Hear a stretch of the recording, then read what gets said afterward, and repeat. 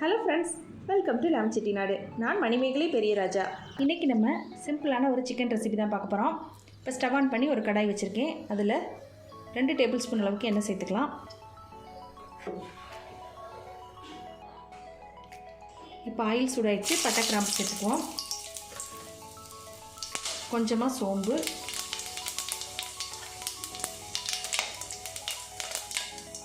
ஒரு பெரிய வெங்காயத்தை நீட்டு வாக்கில் கட் பண்ணி வச்சுருக்கேன், அதை சேர்த்துக்குவேன். இதில் இப்போ 4 பல் பூண்டு, 1 இன்ச் அளவுக்கு இஞ்சியை வந்து நச்சு வச்சுருக்கேன், அதை இதில் சேர்த்துக்க போகிறோம்.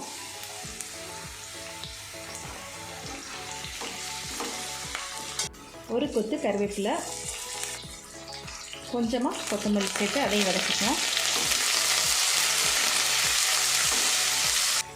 ஒரு தக்காளியை கட் பண்ணி வச்சுருக்கேன், அதையும் சேர்த்துக்கிறேன்.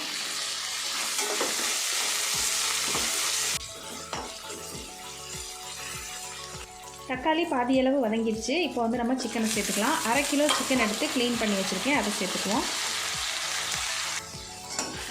இப்போ இதை நல்லா மிக்ஸ் பண்ணிக்கலாம்.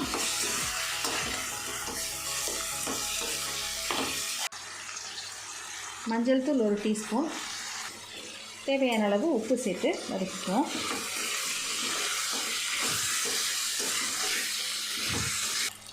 இப்போ சிக்கன் நல்லா வதங்கிடுச்சு. நம்ம மிளகாய்த்தூள் மல்லித்தூள் சேர்த்துக்கலாம்.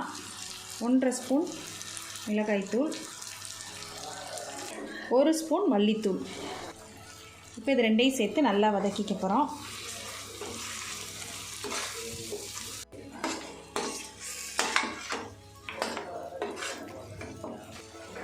மிளகாய்த்தூள் மல்லித்தூள் சேர்த்து வதக்கின பிறகு ஒரு 3/4 டம்ளர் அளவுக்கு தண்ணி சேர்த்துக்க போகிறோம். நம்ம வந்து இதை ட்ரையாக வறுத்து தான் எடுக்க போகிறோம், அதனால் வந்து கம்மியாக சேர்த்தா போதும் தண்ணி. தண்ணி கம்மியாக இருக்கிறதுனால அடி பிடிச்சாலும் பிடிக்கும். அதனால் வந்து ஃப்ளேம் கம்மியாக வச்சுட்டு 7 நிமிஷம் வரைக்கும் வேக வச்சு எடுத்துக்குவோம். மூடி போட்டு மூடி வச்சுட்டு 7 நிமிஷம் கழித்து பார்க்கலாம். இப்போ 7 நிமிஷம் ஆயிடுச்சு. நம்ம சிக்கன் வந்துருச்சான்னு பார்க்கலாம். சிக்கனில் இருந்த தண்ணியெல்லாம் நல்லா வற்றிட்டு ஆயில் பிரிஞ்சிருக்கு பாருங்கள். இப்போ வந்து ஸ்டவ் ஆஃப் பண்ணிக்கலாம்.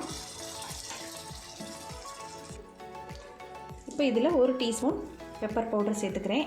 சேர்த்துட்டு நல்லா மிக்ஸ் பண்ணோன்னா சிம்பிளான சிக்கன் வறுவல் ரெடி ஆயிடுச்சு. 10 நிமிஷத்தில் சிக்கன் வறுவல் சூப்பராக ரெடி பண்ணிட்டோம். ரொம்ப சிம்பிளான ரெசிபி. எல்லாருமே ட்ரை பண்ணி பாருங்கள். ட்ரை பண்ணி பார்த்துட்டு எப்படி இருந்ததுன்னு சொல்லி மறக்காமல் கமெண்ட் பண்ணுங்கள் ஃப்ரெண்ட்ஸ். தேங்க்யூ.